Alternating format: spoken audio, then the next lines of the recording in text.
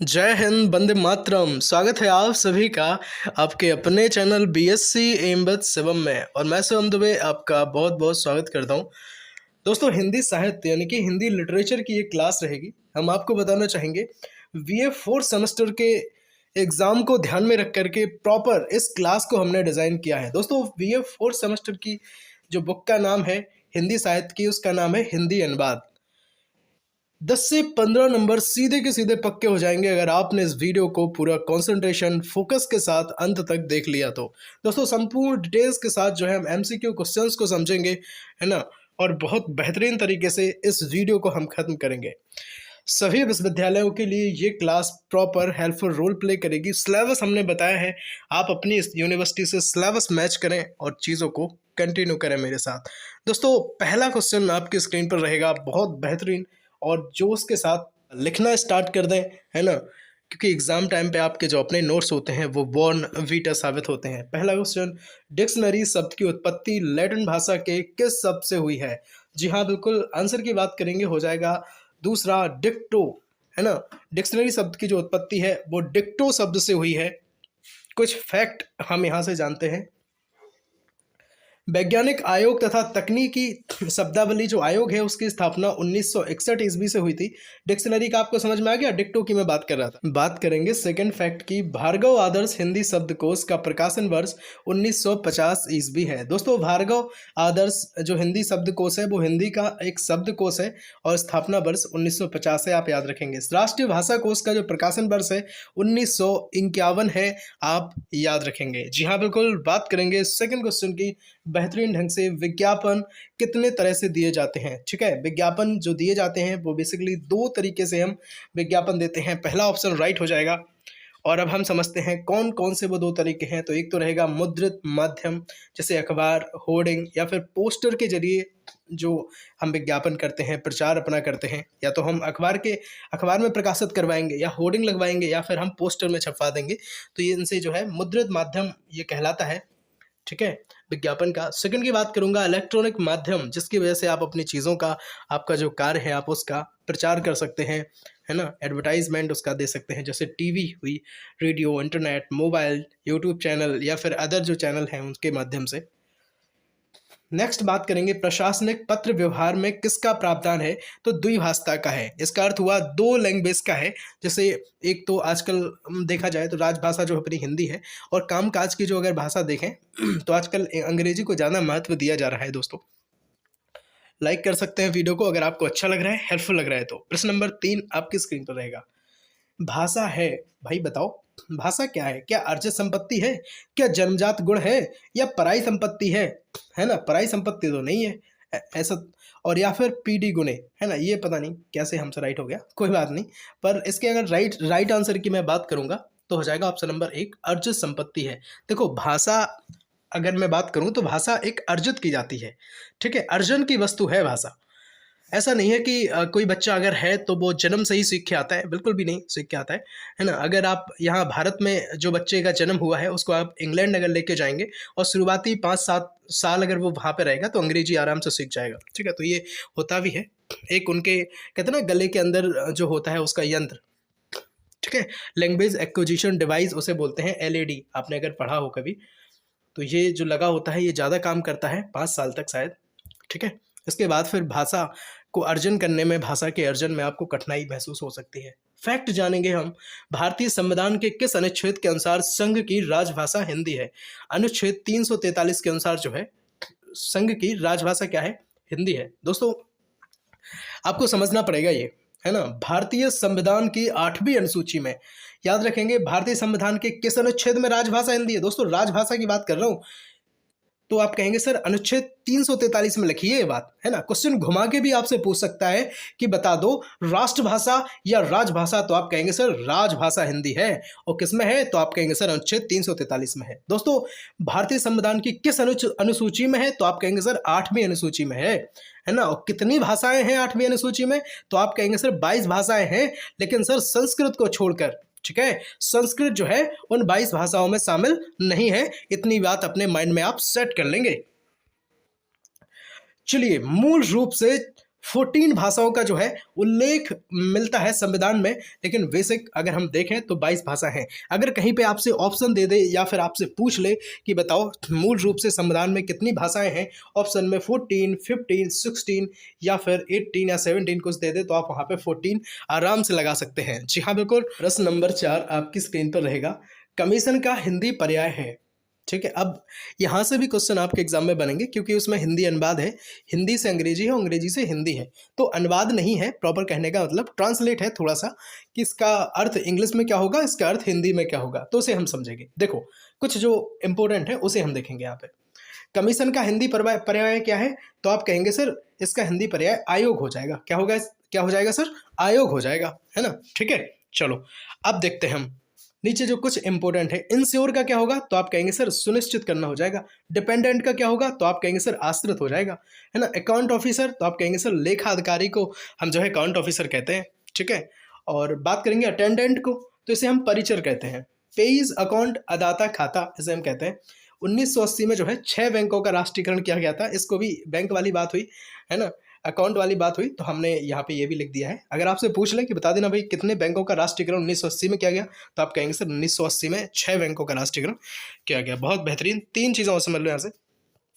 Rent को English में किराया, क्लर्क को लिपिक और स्टेनोग्राफर को आंसू लिपिक कहते हैं। ठीक है, बहुत ज़्यादा सरकारी रिजल्ट पे तुम भर्ती देखते हो, है कि नहीं, किसकी भर्तियाँ देखते हो बताओ, स्टेनोग्राफर, एमटीएस, है ना, बहुत सारे देखते हो, तो इसी से रिलेटेड है ये। बात करेंगे 5 नंबर का प्रश्न जो है, हिंदी अनुवाद अधिनियम पार्लियामेंट में कब पारित हुआ, तो 1797 ईस्वी में जो है हिंदी अनुवाद अधिनियम पार्लियामेंट में पारित हुआ। वेरी मोस्ट है क्योंकि ये अनुवाद से जुड़ा हुआ है, आने के चांसेस हैं, तो इस वजह से इसको अपने माइंड में सेट कर लेंगे। हो सकता है सीधा सीधा एग्जाम में आपको ऐसे क्वेश्चन देखने को मिल जाए। ठीक है, 6 नंबर का प्रश्न आपकी डिस्प्ले पे, हमारे देश में अधिकांश कार्य क्षेत्र की भाषा कौन सी है, हिंदी है, अंग्रेजी है, उर्दू है या फिर अरबी है। दोस्तों कार्य क्षेत्र की मैं भाषा की बात करूं तो अंग्रेजी है, लेकिन राजभाषा कौन है, तो आप कहेंगे सर हिंदी है। किस अनुच्छेद में है, अभी बताया सर 343 अनुच्छेद में है। किस अनुसूची में है, तो अभी बताया सर 8वीं अनुसूची में है। कितनी भाषाएं हैं, तो अभी ये भी बताया सर कि 22 भाषाएं हैं। कौन सी भाषा नहीं है, तो अभी बताया आपको संस्कृत नहीं है। ठीक है, और मुख्यतः या मूल रूप से कितनी है, तो अभी हमने आपको ये भी बताया था कि भाई साहब मुख्यतः मूल रूप से 14 है, 14 हैं। ठीक है, समझ गए होंगे आप, बहुत अच्छे से रिवाइज करा दिया है आपका ताकि माइंड में सेट बना रहे, है ना। थोड़ा सा एक क्वेश्चन पे हम नजर डालेंगे यहाँ से, हमारा भारत किस प्रकार का देश है, धार्मिक है, ग्राम प्रधान है, प्रजातांत्रिक है, गणतांत्रिक है। तो याद रखेंगे गणतांत्रिक जो है हमारा देश है, इसे हम पंथ निरपेक्ष राष्ट्र भी हम अपने भारत देश को कहते हैं। ठीक है, पंथ निरपेक्ष क्यों कहते हैं, क्योंकि यहाँ पर सभी धर्मों को मान्यता है ना, सभी धर्म के, किसी भी वर्ग के, किसी भी जाति के लोग यहाँ पे प्रेम से खुशी खुशी रह सकते हैं। ठीक है, चलो अब बताओ एक बात हमें सिंपल, अपना जो गणतंत्र दिवस है वो कब मनाया जाता है, जल्दी से कमेंट सेक्शन में बता दो। हो सकता है कुछ लोगों को ना पता हो, वैसे होना नहीं चाहिए ये, है ना, ये बहुत शर्म की बात होगी अगर आपको ये बात नहीं पता है तो। दोस्तों प्रश्न नंबर 7 आपकी स्क्रीन पर रहेगा, आप समझेंगे।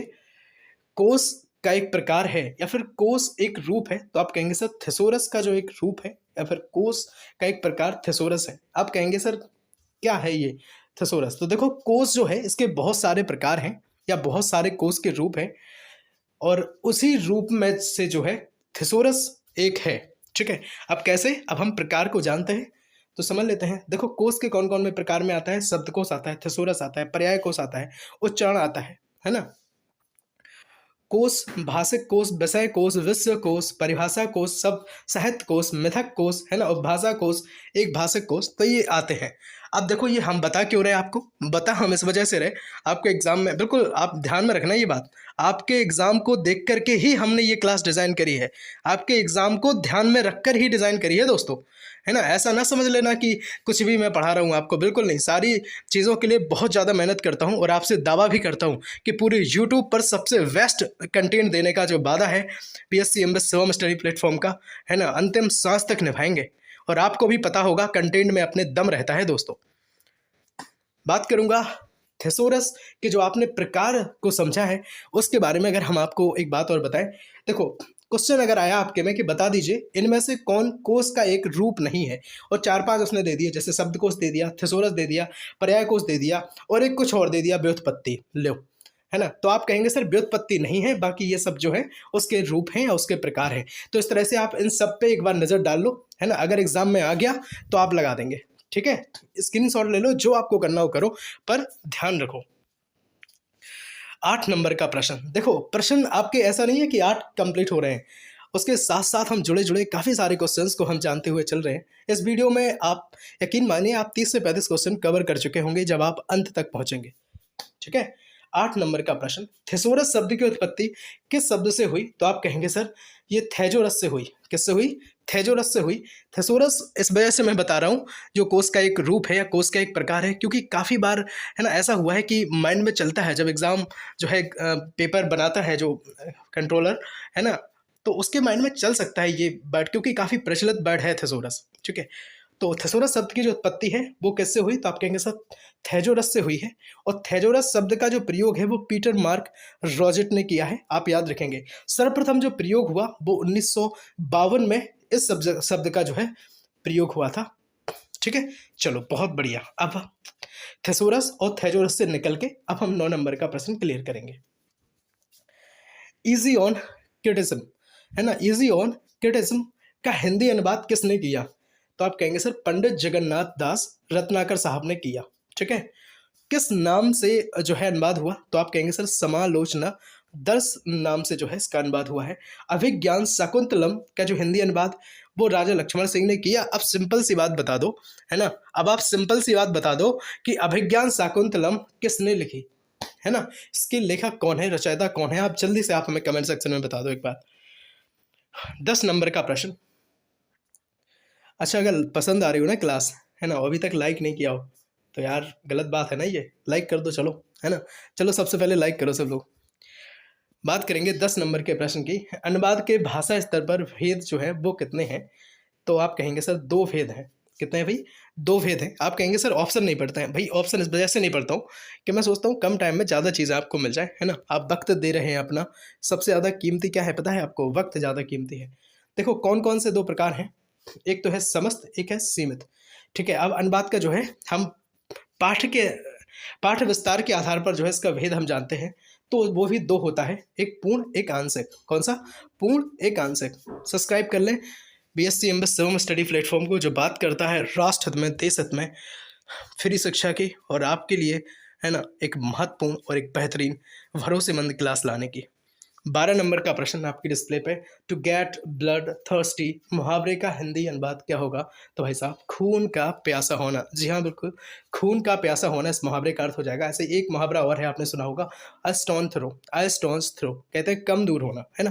जैसे एक पत्थर है जहाँ तक हम फेंक सकते हैं, तो पत्थर कहाँ तक फेंकेंगे? बहुत कम दूर तक फेंक सकते हैं ना। तो उसी वजह से इसको हम मुहावरे में लिखते हैं। एक बात और बताऊँ, मुहावरे जो होते हैं कठिन होते हैं, है ना। मुहावरे में कैसी स्थिति उत्पन्न होती है? अगर आपसे कोई पूछ ले तो आप कहेंगे सर कठिनाई की स्थिति उत्पन्न होती है। कोई कहे क्या बहुत कठिनाई की होती है? तो आप कहेंगे जी नहीं, है ना, केवल कठिनाई की स्थिति उत्पन्न होती है मुहावरे में। इस बात को आप ध्यान में रखेंगे।